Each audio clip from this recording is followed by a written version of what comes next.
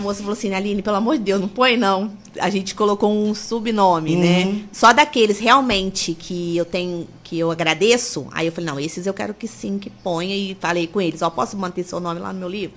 Não, pode. Então, assim, porque a gente tem que vangloriar também, né? Claro. Quem ajuda. E aí, nisso, eu comecei a pesquisar sobre, né, mais sobre a insuficiência. Falei, eu preciso saber o que, que eu tenho, porque quando eu recebi esse diagnóstico, eu achei que só eu tinha. Falei, meu Deus, é uma doença infecciosa, como que eu peguei isso? E, né, então, muitas mulheres já nascem com a IIC. Agora, eu não sei se eu nasci, porque o médico não me avaliou lá na minha primeira perda, ou se eu adquiri após uma cerclagem mal feita, após uma curetagem mal feita. Tem. Porque às vezes a mulher também que tem câncer de colo de útero, que ela às vezes precisa tirar um pedaço, aí ela acaba ficando com colo incompetente. A IIC, então, é uma... É genético. É uma condição, né? Isso, não é uma doença, é uma condição. Então não você é uma doença. Paciente... Ou eu nasço com, ou eu já nasci com ela, ou eu adquiri de alguma forma, de alguma curetagem, de algum parto. Às vezes a mulher de parto normal, teve muito parto normal, depois acaba que o colo fica flácido, entendeu? Aí precisa fazer a cerclagem. Entendi. Então, assim, essa interrogação eu tenho, porque eu não sei, porque eu não fui avaliada lá atrás. E aí, após essa quarta perda, eu esperei um tempo, né? Fiz tratamento, porque ainda depois ele me deixou com restos. Além de fazer a curetagem mal feita, ele ainda me deixou com restos. Eu precisei ir a outro profissional para fazer. Então, eu fiz muita curetagem, eu tomei muita anestesia, que eu já até perdi a conta. Imagino. E aí, na quinta gestação, e eu pedia sempre para a Unimed aqui, para eu consultar em Volta Redonda, porque lá... tinha médicos que conheciam mais sobre o assunto, eram mais estudados sobre a IC. E eles me negavam. E eu tive que... falei, então vou ter que fazer um novo plano, porque não dá para ficar em Barra Mansa. Infelizmente, na minha época, não tinha médicos que entendiam sobre a IC. E aí eu fui para Volta Redonda e nisso eu sempre tive muita facilidade para engravidar. E nisso eu engravidei, falei, meu Deus, sou grávida. E agora não tenho médico, não tenho nada. E nisso eu fui participando de grupos, né? Fui pesquisando no Facebook e WhatsApp, fui entrando em grupo e conheci uma moça de Volta Redonda que tinha feito uma cerclagem com um médico lá. Falei, vou nele. E aí fui nele e um médico, doutor Pedro, muito atencioso, super humano. Ele vinha de Volta Redonda me consultar na minha casa. Ele falou, você não vai mais pro meu consultório, você não vai mais se locomover de casa. Nas suas consultas, no final de semana, eu vou na sua casa todo sábado, do dia da consulta, ele ia na minha casa. E aí, eu fui levando. Aí, quando foi com 13 semanas, vamos fazer a cerclagem. Fiz a cerclagem. E pra mim, eu falei, agora eu vou ter meu filho. Né? Eu tava grávida, falei, agora vai nascer. Agora, porque o médico falou assim, você vai fazer a cerclagem e tá tudo ok. E não foi bem isso que aconteceu comigo. Com 21 semanas, a minha cerclagem rompeu, ela abriu e eu entrei em trabalho de parto. E aí, desse dia, eu percebi que foi Deus que direcionou tudo, até na minha perda. Porque eu não estava com o médico certo, mesmo ele sendo bom, né? Não era para ser com ele, não estava no hospital certo, que eu tinha que ir pro INJA. E no dia eu não conseguia falar com ele, no dia que eu estava em trabalho de parto, eu não conseguia falar com ele, eu já estava de 6 meses. E aí ele me direcionou para o hospital da Unimed. E eu fui para o hospital da Unimed, cheguei lá, fui super atendida. Assim, um médico de plantão pegou um quarto lá do pronto-socorro só para mim. E ali já montou UTI para o bebê e tudo. Ele falou, não, explicando tudo e falando com ele o que eu tinha, o que está acontecendo. Só que a minha bolsa não estourava. E tava assim, aberto, mas a minha bolsa tava ali. Ele falava assim, Aline, eu não vou estourar a sua bolsa. Na hora que o seu bebê nascer, vai ser esse. E aí, assim, e eu queria muito. E eu falava, meu Deus, eu quero minha filha. Na época eu era uma menina. Eu falei, eu quero minha filha. Proteja-me, segura minha filha, não deixa estourar. Só que eu tava sentindo muita dor. Porque a dor triplicou. A dor de um aborto é pior do que a dor de um parto normal. E sempre eu tive parto normal. E aí, aquilo foi passando, era 10 horas de parto e nada da bolsa estourar, e eu comecei a vomitar verde. Nossa. E eu falei assim, meu Deus, que é isso? nunca tinha acontecido isso. Um verde, sabe, fluorescente. Uma coisa de doido. E eu falava assim, o Denilson, falei, meu Deus, a dor rodava. Eu falei, hoje que eu não vou aguentar. Eu falei, eu vou morrer. Eu vou morrer. E aí foi aí que eu vi Deus. Deus falou... Foi a primeira vez que Deus falou comigo. Foi às 3 da manhã. Não sei se você tem sua fé. É o horário. Às 3 da manhã, quando eu olhei pro relógio, Deus olhou pra mim e falou assim, não é o momento. Fala pra sua mãe parar de rezar. E nisso eu vi a minha mãe rezando. Minha mãe estava acendendo uma vela e começou a rezar. E aí eu olhei pro Denilson e falei assim, e sentindo dor, chorando, Denilson, o que foi? Eu falei, fala pra minha mãe parar de rezar. Ele, mas como assim? Eu falei, liga pra minha mãe agora, pergunta pra minha mãe o que ela tá fazendo. Ele, sua mãe tá dormindo. Eu falei, liga agora pra minha mãe. E aí ele ligou. Quando ele ligou, falou, dona Mariana. Aí a minha mãe já toda preocupada, falou, o que aconteceu? Eu falei assim, só tá fazendo o quê? Aí ele, tô rezando. Ela, tô rezando. Aí ele, então para. A Aline pediu pra senhora parar de rezar para pedir para Deus fazer o que tem que ser feito.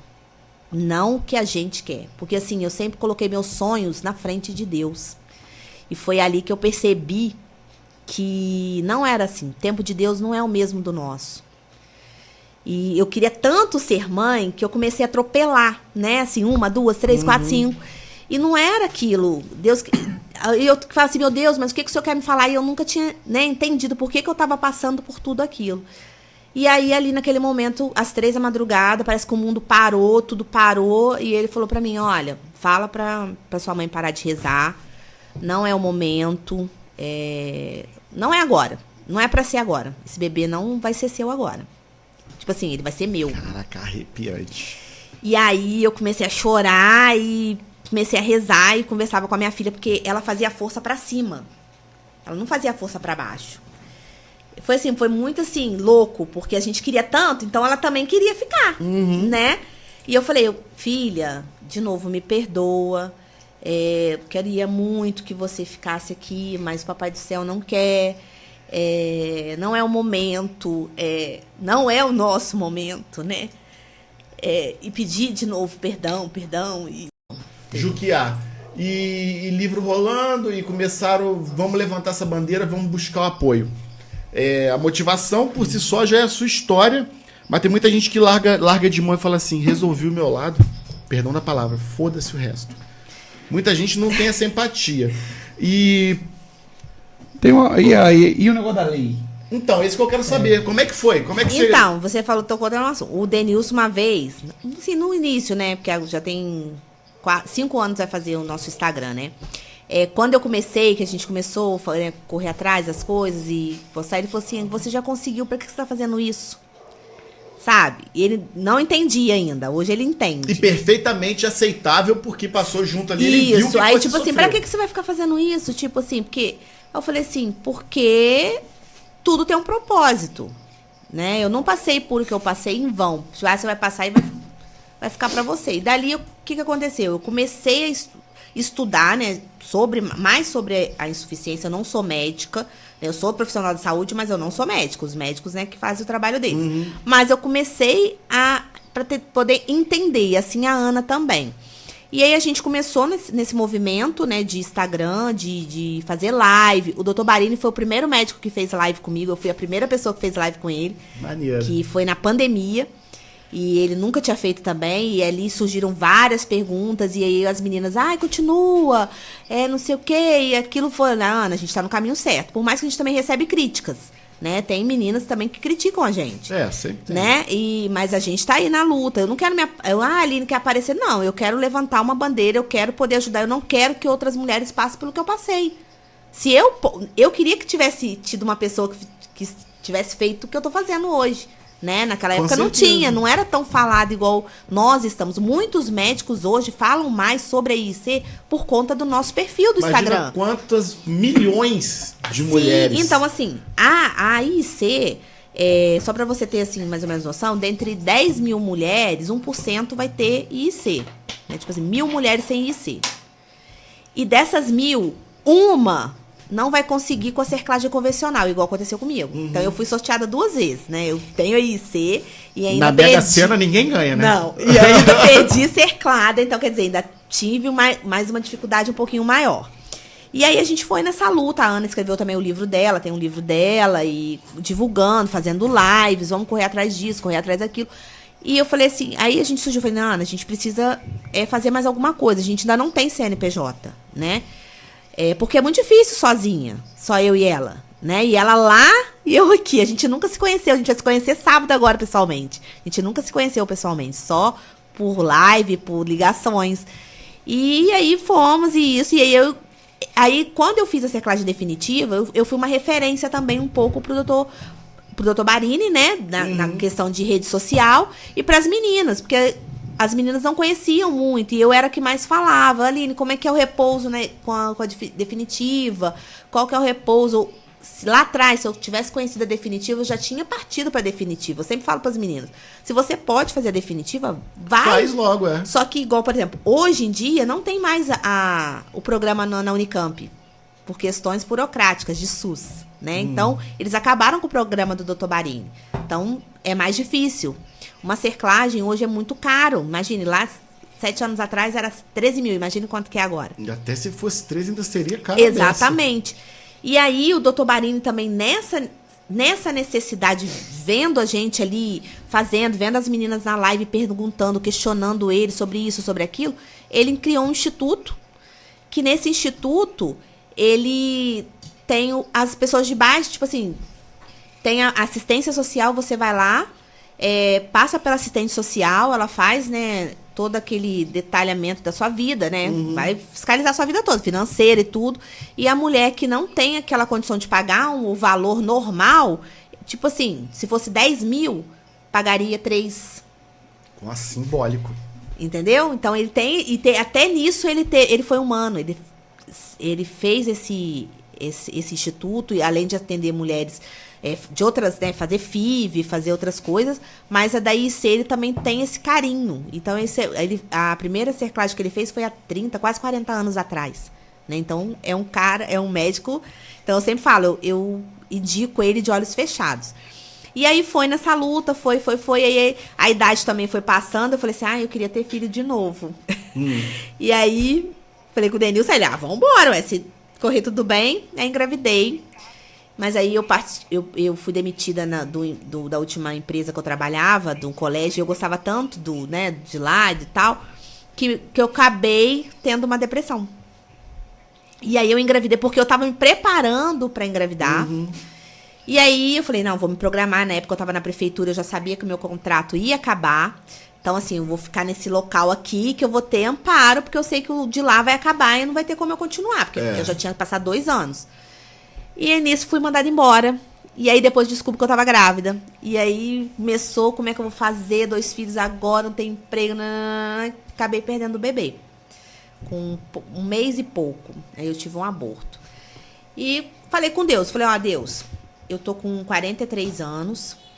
Quero tentar mais uma vez. Mas se for da sua vontade, eu quero. Se não for, vou colocar um DIU e não quero mais saber disso. Porque a idade também, a gente também tem a mulher tem o seu relógio biológico, né?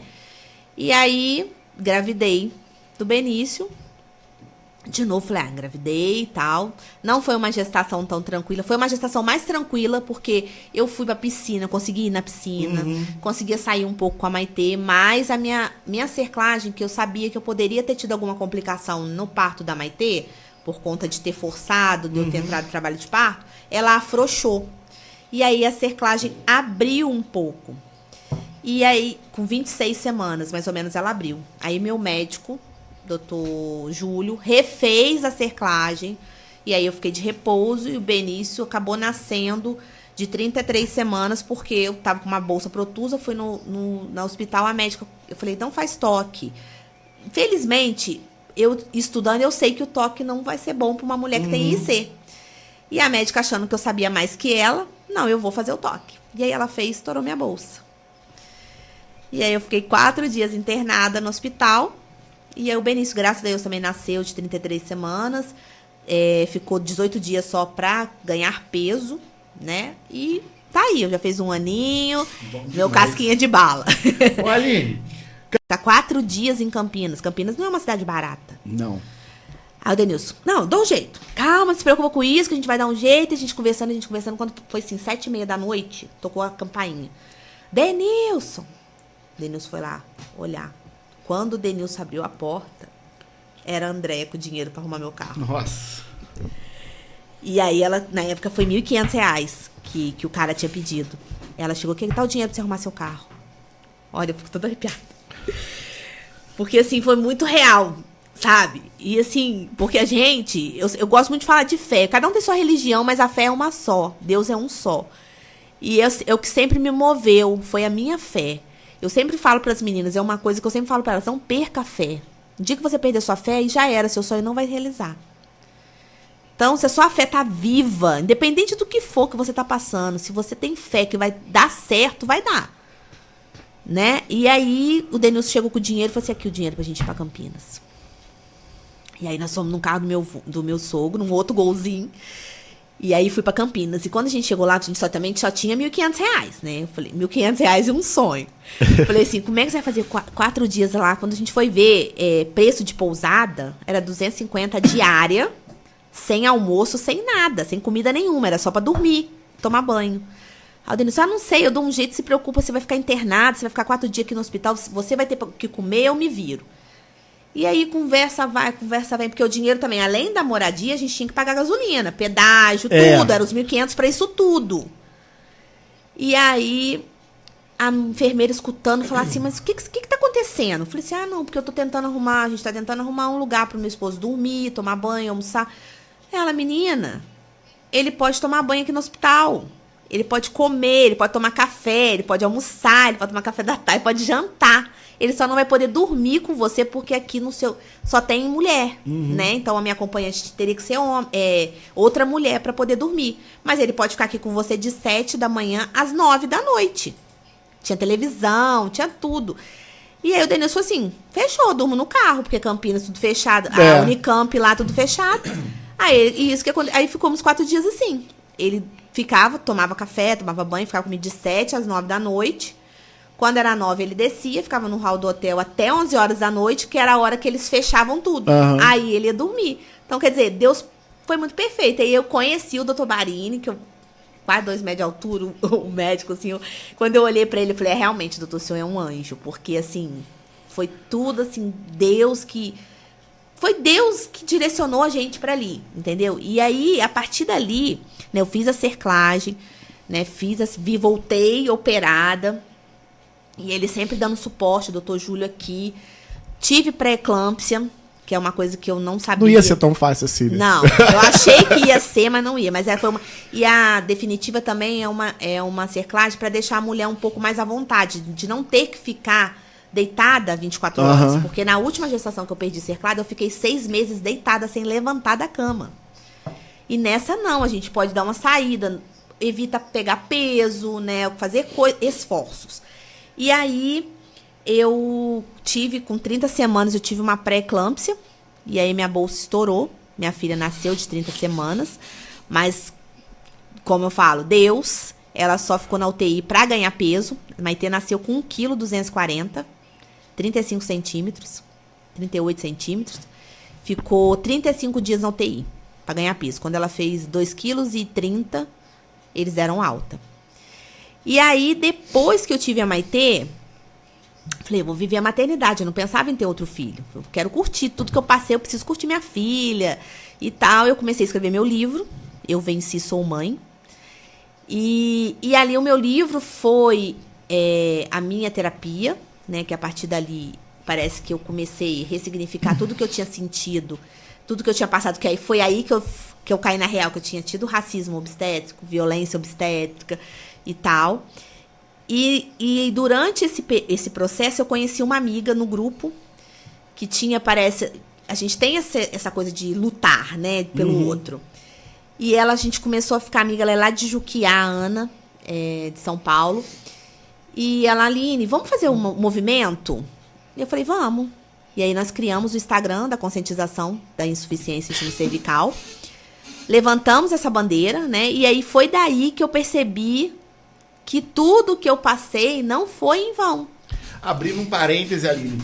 Primeiro um salve para a Unicamp. Penúltima perda. E aí ela falou assim, olha, Aline, eu faço videohisteroscopia por vídeo e eu vou tentar limpar o seu útero. Não vou te garantir nada. Não posso fazer isso. Mas eu vou tentar. Aí eu falei pra ela, você vai conseguir. Só falei, eu lembro muito bem, eu falei pra ela, você vai conseguir. E aí, porque assim, sabe quando você vê a pessoa te transmite paz, te transmite confiança? E eu senti isso neles, né? E aí fomos. Durante 1 ano, ela limpou meu útero. Caraca. Voltou como se fosse uma adolescente no começo do período fértil. Sim, assim, tive sinecas uterinas, né? Que são cicatrizes de tanto fazer procedimentos, né? De tanta curetagem. Então, meu útero colava. Eu tinha que ir lá pra ela descolar de novo. Tive que colocar DIU pra assim... Colocava o DIU, mas pra eu continuar menstruando, pro útero não colar. E aí, tirava o DIU. Vamos fazer um teste, eu colava de novo, ela descolava, foi durante 1 ano. Ela falou assim, olha, só não sei se você vai engravidar, não sei o quê. E nesse período, eu comecei a pesquisar e eu encontrei um médico em Campinas, Dr. Ricardo Barini. Esse foi o anjo mesmo. Nossa, foi o enviado, minha avó, esse daqui. Esse é. E aí eu comecei a pesquisar sobre ele. Na época, eu tinha postergado de consultar com ele por questões financeiras, por ser um médico conceituado, um médico que estuda, que tá ali... Não é barato, né? E aí eu vi uma menina, Aline, se inscreve no programa que ele tem na Unicamp. Quem sabe você passe. E na época eu tava com 35 anos já. Aí falei, vou escrever. Aí fui me inscrever no programa, mandei tudo, que eu tinha 35 anos, contei a história de tudo pra ele. Aí fui aprovada pro programa. E aí, nesse mesmo tempo, nesse período de 1 ano que eu estava tratando com a doutora Vandréia, eu fui fazendo os exames pré-operatórios para fazer a cerclagem com ele, porque ele faz uma técnica de cerclagem definitiva. O que é essa cerclagem definitiva? É para a mulher poder ter outras gestações futuras. Tipo, faz uma agora, aí eu tenho meu bebê, eu não preciso ficar passando pro mesmo procedimento novamente. E a cerclagem definitiva, o ponto é mais em cima. A simples é aqui. A cerclagem, ele pega aqui em cima. Ele vai costurar aqui em cima, bem mais forte. E então, mesmo que rompa também, ainda tem mais uma margem pra... Entendeu? E aí, eu falei, não, é com ele. E aí, comecei a pesquisar. Só que aí, o que acontece? A pessoa é tão fértil que engravidou no meio do caminho. Denilson não pode nem pendurar roupa íntima no varal que a Aline engravida. E aí, eu engravidei. E eu fiquei desesperada, porque quando eu já estava no último exame, que eu precisava fazer um exame de historissalpingografia. Só que esse exame... Peraí, repete. Historissalpingografia. Vou lançar o desafio pra galera soletrar. E esse exame, a mulher só pode fazer depois de menstruar. Tipo, você menstrua, tem que marcar pra fazer o exame. E aí, grávida? E eu não menstruava.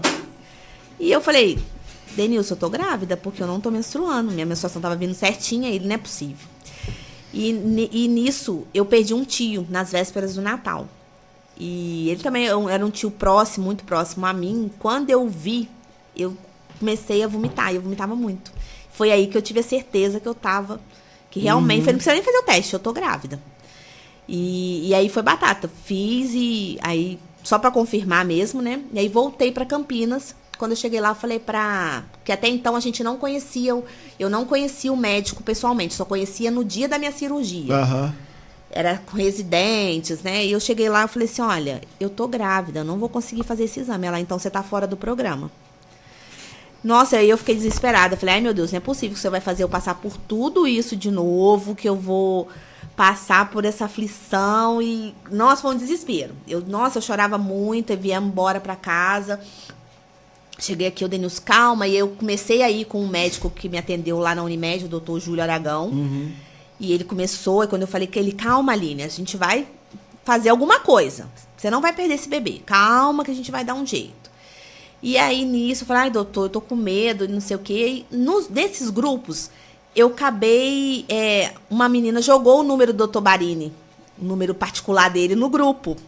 E eu falei, é agora. E peguei o número dele, mandei uma mensagem, um texto enorme. Falei, vou mandar tudo que eu tinha, digitei tudo bonitinho. Mandei pra ele e falei assim, vou deixar. E nisso ele, eu vi que ficou azulzinho. Ele viu. Aí eu falei, não vou ficar enchendo o saco, senão ele vai me bloquear, né? Eu não tinha intimidade com ele, né? E falei, então ele vai me bloquear, e então não posso ficar forçando essa situação. Então, eu fui explicar pra ele que eu tinha sido expulsa do programa e tal. Expulsa não, assim, né? Tinham me dado alta. E aí, passou 2 dias, ele me respondeu. E ele, oi, Aline, tudo bem? Mas o que aconteceu que te colocaram fora do programa? E me manda o seu número do seu prontuário. Aí mandei o número do prontuário, ele foi pesquisar. Ele falou assim, não, mas a moça colocou que você falou que vai fazer a cerclagem em Barra Mansa. Eu falei, não, ela falou que é a cerclagem simples, né? Que é essa mais convencional. Eu falei, se for essa, eu faço na minha cidade.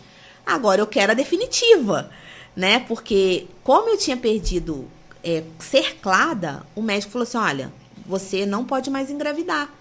Fazendo essa cerclagem, você vai perder. Você só vai conseguir com a técnica do Barini, desse médico. Falei, eu não vou conseguir. Meu médico falou que só vou conseguir se for com a técnica do senhor. Então, eu vou perder meu bebê. E aí, ele falou assim, me manda todos os seus exames. Aí, eu fui, mandei tudo que eu tinha feito na vida, escaneei tudo, mandei pra ele. E aí, eu falei, já te enviei. Ele, beleza. Aí, passou 1 semana, nada dele me responder. 2 semanas. Falei, é um médico? E agoniada já. Falei, já até desisti do doutor Barini, porque ele nem viu e não respondeu, não falou mais nada. E aí eu falei, doutor Júlio, olha, é com o senhor mesmo, o senhor vai ter que fazer minha cerclagem. Ele falou, não, beleza, vamos marcar. Já foi e marcou a data. E aí nisso o doutor Barini me mandou mensagem, oi, Aline. Eu falei, meu Deus, ó, o homem mandou mensagem pra mim. O coração até acelerou na hora. Falou assim, olha, eu vou fazer essa cerclagem. Falei, beleza, só que eu não vou conseguir fazer lá na Unicamp. Vou fazer tal e vou passar o contato da secretária. Só que na minha cabeça, ele iria fazer pelo SUS, né, assim, mas sem nada. E quando na época, eu descobri que eu liguei, a menina falou assim, não, vamos marcar tudo, é 13 mil. Há 7 anos atrás, que a Maitê fez 7 anos. Eu falei assim, meu Deus, eu não tenho dinheiro. Eu falei, não tenho esse dinheiro. E aí, mandei mensagem para ele, falei, doutor Barini, muito obrigada. O senhor... muito obrigada por o senhor ter me ouvido, né, por ter me escutado, mas eu não tenho condições de pagar essa cirurgia. E na época, nós temos um carro que era do meu pai, um golzinho quadradinho, e eu morava ali subindo pro cemitério, uma outra rua, e o carro estava parado na frente da minha casa. Não sei se na época vocês chegou a escutar dessa história. Um rapaz, um colega nosso, ele é meu padrinho também de casamento, muito amigão nosso, estava arrumando o caminhão dele. O caminhão soltou o freio, passou por cima dele e saiu descendo, arrastando todos os carros da rua. Eu lembro. O Xandão. Minha esposa mora ali, do Grimaldo, eles contaram essa história. Então, aí é vizinho da Cida. Do outro lado desceu e justamente parou aonde? No golzinho. No meu golzinho quadrado, cara. Aí o seguro... Não, nem tinha, porque carro... Não, o seguro do caminhão, como é que foi? Não tinha, coitado, ele não tinha. E aí a gente ficou mais desesperado.